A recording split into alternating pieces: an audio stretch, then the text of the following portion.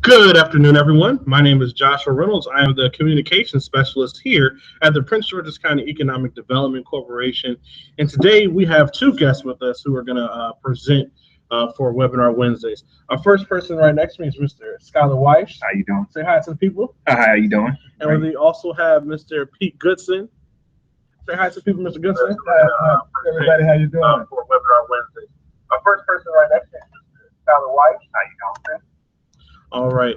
So today we're going to get right into it. Before we get started, I want to do a little housekeeping. So the first thing I want everyone to do is to turn their volume all the way up so that you can hear everything that's going on. And then also, we would like for you to use the chat that is right next to the window where you're viewing this live stream to ask any questions throughout the presentation. The questions will be answered at the end of the presentation. So we're going to get right on into it.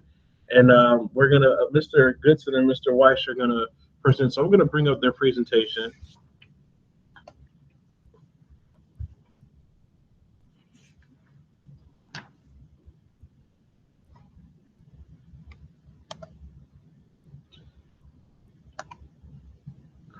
And share that with everyone. So everyone should be seeing the presentation. So again, my name is Joshua Reynolds. I am the communications specialist here at the Prince George's County Economic Development Corporation. All right, and we're going to get right into the show. All right, here we go. So today's webinar is about reentry assistance. All right, and presented by Pete Goodson, our reentry coordinator, and Skylar Wyche, our career coordinator at the Workforce Services Division here at the Prince George's County Economic Development Corporation. All right. Some of the services that we provide at the One Stop for the reentry is Job Club. Job Club is a support group that we meet once a week where we discuss employability skills. We talk about resumes and cover letters and thank you letters and references and applications. We also do job search, and we have employers come in from time to time and they actually talk about the jobs that are open. And so and we also talk about interviews as we interview and the process of what took place, how well we did. We can critique them afterwards at Job Club. We also have a resume workshop where the reentry people can go to and actually develop and work on the resumes. And we have the federal bonding. And the federal bonding is another aspect or another tool we can use as we help these men and women to find employment. The federal bonding letter, the eligibility can be issued the same day through the One Stop, and it's another tool we can use, as I said, to help us as we look for jobs. It's a partnership with through the Department of Labor and the McLaughlin Group in terms of helping us to be able to have bonds that employers will be covered when they hire individuals that may be of high risk. Absolutely. And also we have included in our workshops, we have a mapping and quality job search. And this particular workshop is extremely beneficial because it helps you really identify what types of job and opportunities you want to pursue. So that's a benefit here at the One Stop Center. We also provide customized WIOA training. WIOA is the Workforce Innovation Opportunity Act, and that we provide training such as CDL in high demand industry. CDL is the commercial driver's license, and that provides an opportunity for our returning citizens to not only gain employment, but gain employment with a specific skill set. And that's a process that we walk you through here at the One Stop. One of the things we always emphasize that we want our reentry people to establish a support network.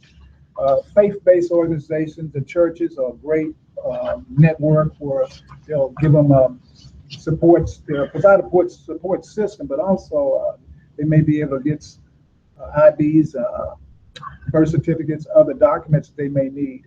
Government agencies also, we have partners in which they work with the reentry customers and help them get documents, food, and other sources. And another part of the support network would be the probation officer. He or she also works directly with us at the One Stop and making referrals and doing follow-up. So you want to establish a support network, and most of all, family. If you have family, that is another key on that support network.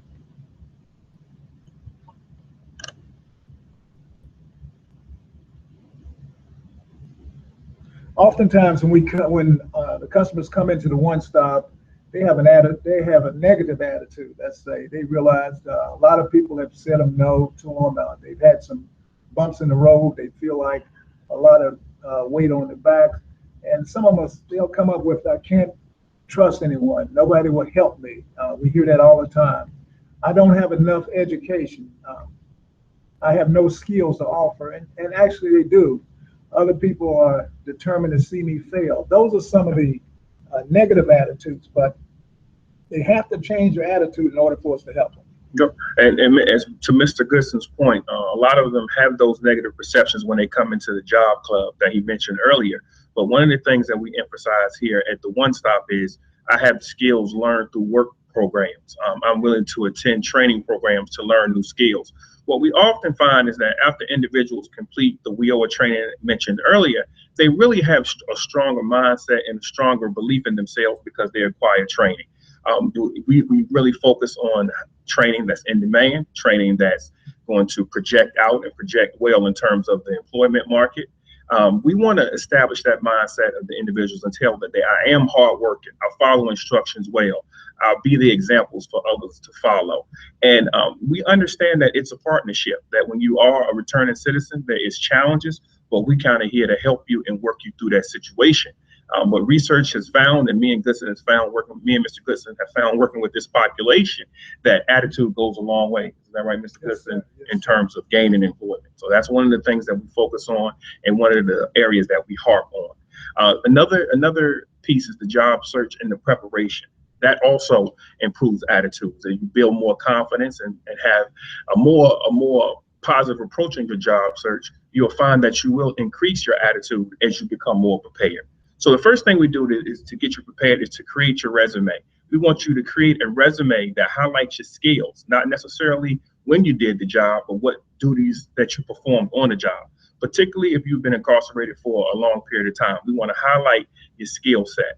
After we come up with your resume and identify your core competencies and your skill set, like Mr. Goodson said earlier, we want to share that with your network. That information should be shared. We even give out a guide to you, a pocket resume guide. So if you meet someone and you interact with them shortly, you can actually share that.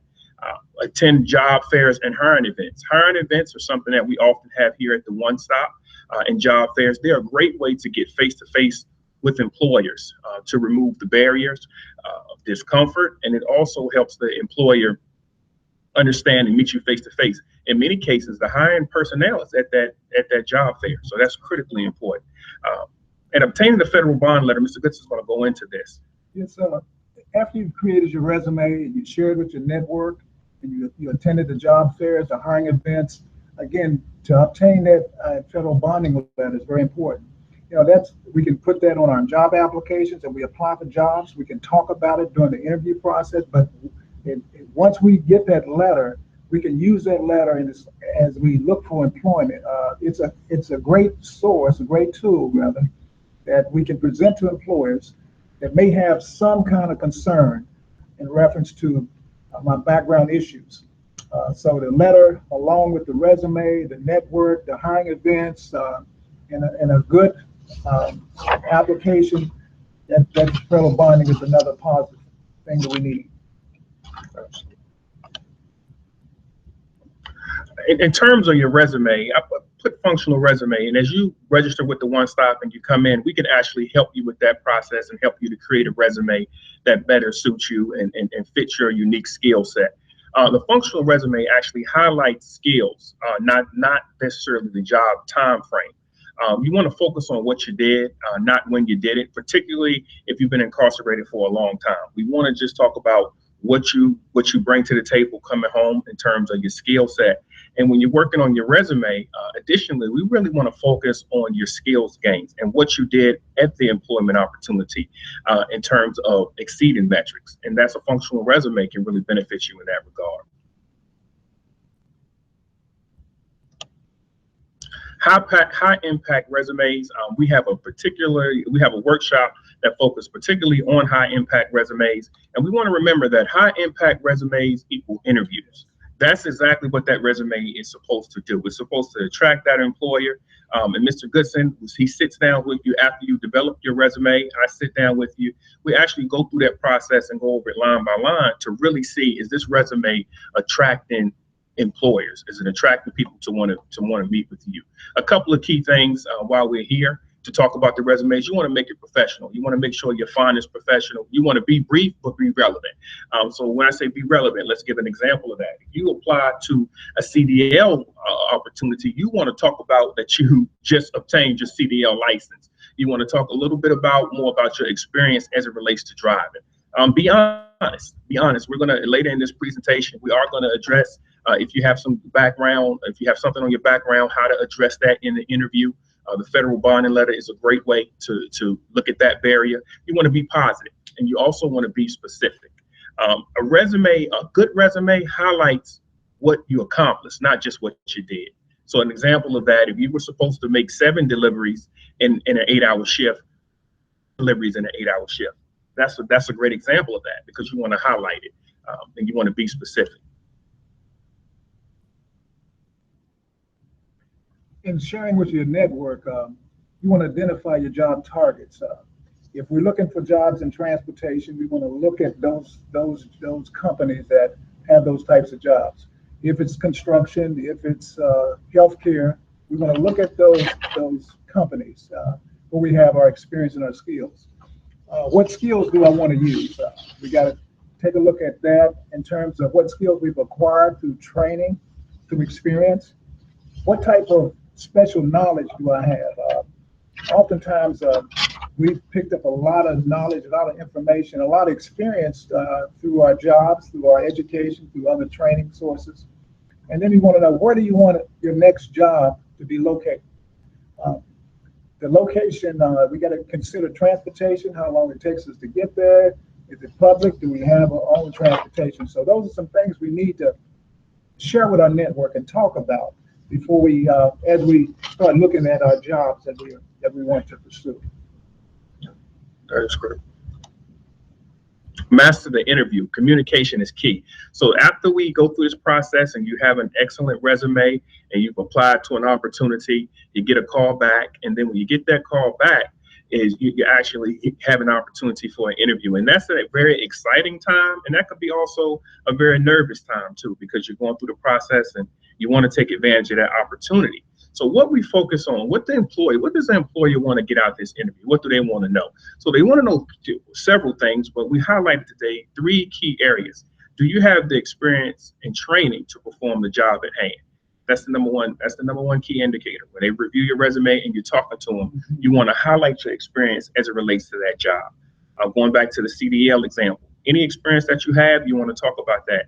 CDL is a construction type of industry too, and warehouse work, because you're going to be unloading and loading consistently. Can I depend on you? Can I depend on you is a question often asked by not only employers, but people that when you start getting into the workplace, and you're going to get that from your coworkers as well. You want to cite specific examples on your resume that you were relied upon and you went above and beyond the call of duty. Are you a productive worker? Are you a productive worker? We have to measure that, particularly in an interview setting. So go back to the example of a time when you exceeded expectations, or you met expectations in terms of, and it was a hard, difficult task to meet. The key to getting the employer comfortable and getting them excited about bringing you on board is actually giving specific examples. So when you communicate with individuals, you want to talk to them in terms of specifics. Interview objectives. 3 things you want to leave that employer. You want to leave that employer energized. That employer, remember, has a skill, they have a gap, and they're looking to fill that gap. So you want to energize that employer, let that employer know that, hey, I'm here. I'm here for your needs, and I'm here for your organization. Engage them. Be conversational with your interview piece. I know, again, you may be nervous. We talk about that in our interview workshop, how to deal with the nervousness, how to deal with the opportunity there. After you energize them and you engage them, they should be excited about bringing you on. So that word excite, that last E that we hopped on, is really, really critical in the development and the opportunity for you getting that job. When you leave that interview and you shake their hand, it should be a level of excitement that you can move forward with this opportunity. Another key area is addressing your record. So a lot of times with returning citizens, they come into this process and they're nervous about the interview because they have an opportunity.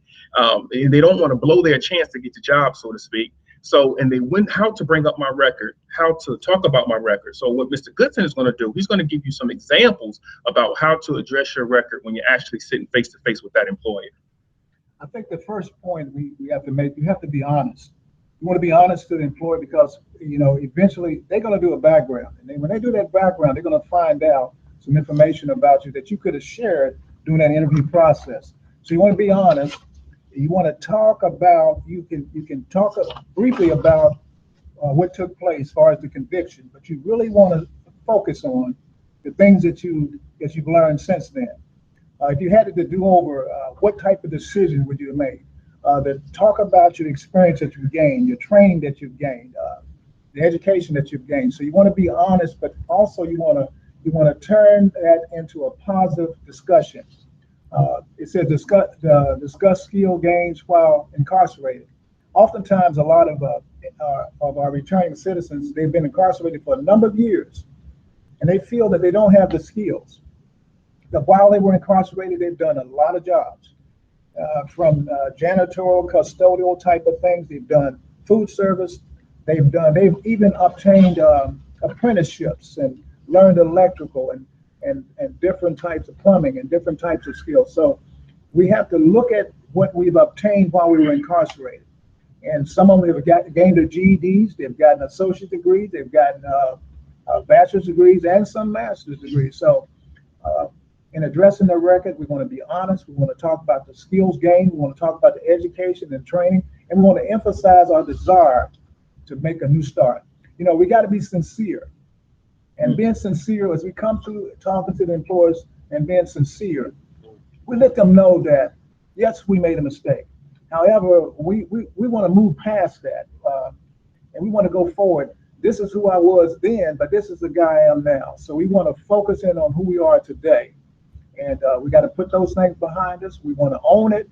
We want to be honest, but we got to move forward. Mr. Goodson, what would you say to an individual if the potential employer was to ask them a difficult question and ask them why should they trust them in this situation? Well, if they say why should they trust them, we have to be honest. We got to say, well, I made that mistake, but I want to come back and let them know the reason why you should trust me, or you should give me that opportunity to work, is this is who I am now. I've done my time. I've done my time incarceration. I've learned these skills. I've gained my GED. I've gotten my education. I've been able to work these jobs, and I've realized I've grown since that time. I matured. I realized that the mistakes I made then, I'll never make again because I've got a new attitude. I'm more focused. I want a second chance at life. So they're coming out and they're trying to express to that employer in an honest way that they just need a second chance. They need an opportunity. You talk about all the things you gain, like we talked about the skills gained, the education, all that, but they just want that opportunity. That's great. That's great. Another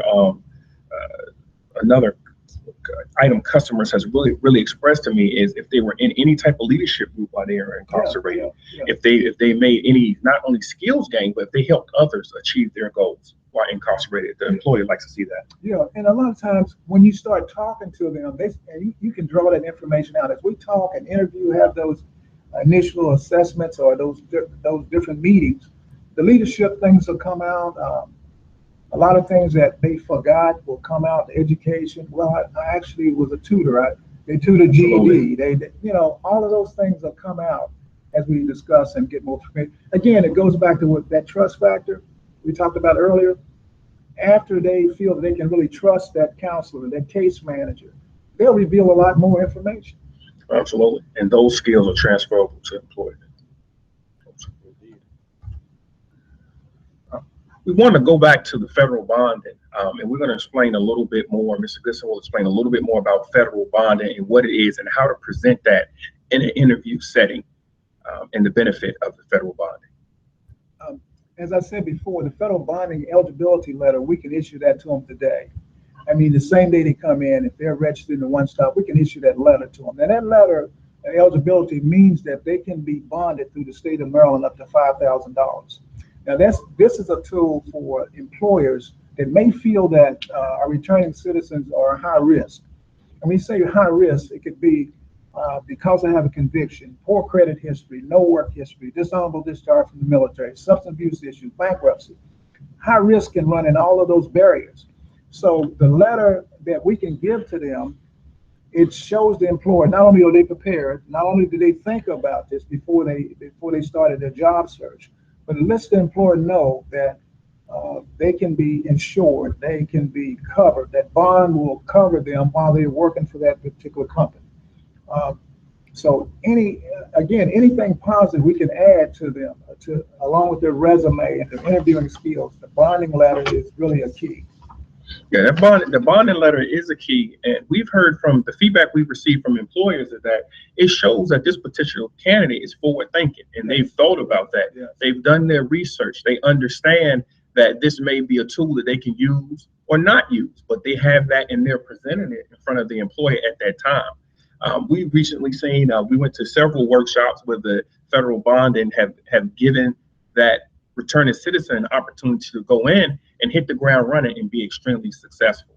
And that's what the job search is all about. It's about forward thinking and removing barriers before they even present themselves. And that's what that letter provides. And in addition to that, Skylar, the federal bonding program has been around 50 years. 50 years. And it's amazing. Remember we went to the ceremony last year. Absolutely. To know that it's been around 50 years, and you should hear the testimonies of the employers that have used the federal bonding, how it really changed their way of hiring. It gave them opportunity to bring more qualified, experienced individuals in the workforce. So the other thing is, a lot of times these men and women come out of incarceration. They have experience doing things. They have experience and skills, and this is a part of the workforce that we have to take a look at. And we got to give these individuals a second chance. Now, that bonding letter is really a key. It will help them, as you said, get the floor running. Absolutely. We know there's some other benefits out there, like work opportunity tax credit and other things, but as much positive things we can put on their plate, that allows them to be more successful. Absolutely. Absolutely. Well, we want to thank you for attending, and we want to also share with you that your local one-stop center is here for more services and additional information if you have that. And it's critically important to remember that you don't need an appointment to attend the one-stop service center. We can come in, you can get registered the same day. We can walk you through a process, even possibly register you for a workshop, get that letter addressed, and any needs and concerns that you may have, you can bring that to that point. Oftentimes we find customers are trying to get all their documents and all their ducks in a row to come to the one stop, when really they should have just came into the one stop, and we can help you and walk you through that process. We are definitely here to help. That's right. And so for your reference, the Prince George's One Stop Career Center is located at 1801 McCormick Drive, Suite 120.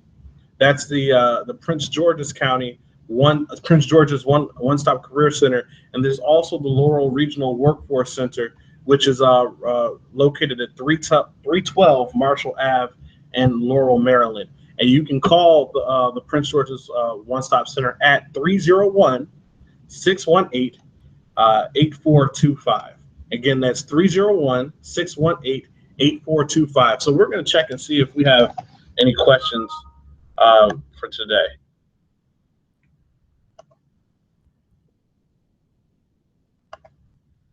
All right, it does look like we have a couple of questions. Will this webinar be archived? Yes, it will. So someone asked, how should you explain the criminal record to a potential employer, and does one share the records that were expunged? So if someone got rid of if your record was expunged, do you need to share that you have that record? You don't need to share the record. I mean, you can You can, if you like, if you want to, you can, but you don't have to because it's expunged, so it should be gone. Now, the law enforcement can see it, but the employer should not be able to see it. So you really wouldn't have to share that, because when you look at expungement, that means it's gone. It's gone out the way. Did I commit that act or that conviction? Yes, but it was something that could be removed, and so it's removed and it's gone. So they don't have to share it. All right. And someone else asked, is there a fee for the bonding letter? No, it's free. So the bonding letter is free. You can get it right away, and it creates assurance for an employer that if anything should happen, they'll be okay. Yes. Okay. Yeah. Well, what the bonding letter is an eligibility letter. Exactly. So they would share that with the employer, and then the employer will contact the state. Okay. And they're familiar with that process. Okay. That's really awesome. So how long will the bonding letter last, and does it expire? The bonding letter is good for 6 months. Now, it starts at the day of employment, like when you start working in 6 months. Now, let's say at the end of the 6-month period, if the employer would request another bonding letter, he or she could get another bond from the state. Okay. But if they don't request it, they don't have to have it in. Okay. Because normally the 6 months will allow them to see the potential of the employee, and they can pull them right under their insurance, and everything should be okay. Okay.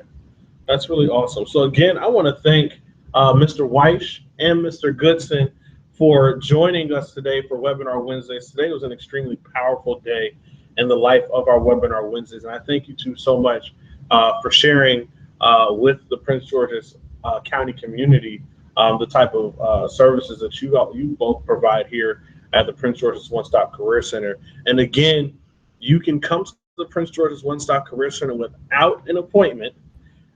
Just stop by 1801 McCormick Drive, Suite 120. It's on the first floor. And what are the hours of the One Stop Center? From 8 a.m. to 4:30. 8 a.m. to 4:30 p.m. Monday through Thursday, and Friday it ends a little bit earlier, right? Exactly, at 2 p.m. At 2 p.m. on Friday. So at 2 p.m. on Friday. But again, if you need these services, or if you know someone who needs these services, please send them to the Prince George's One Stop Career Center so that we can help in the process of gaining employment opportunities. All right. So thank you again for joining us for Webinar Wednesdays. And actually, we have one more question. This is another good question. Can a bonding letter from another state be used in different states? So can it travel across state lines? No, it can't. The bonding letter we get from Maryland is from Maryland. Okay. DC would have theirs. Virginia would have theirs too. All right. And then the last question is: is there anything that cannot be expunged? Yes. Felonies cannot be expunged. Okay. All right. But you can get a pardon, though. A pardon is an option. A pardon, that's a presidential pardon, right? Well, that's the governor. Governor pardon. Governor pardon. Okay. Amazing. So again, thank you all for joining us today, and a special thank you to Skylar, Wyche, and Pete Goodson from the Prince George's County Workforce Services Division. So I'm going to stop the broadcast for today, and thank you again for joining us.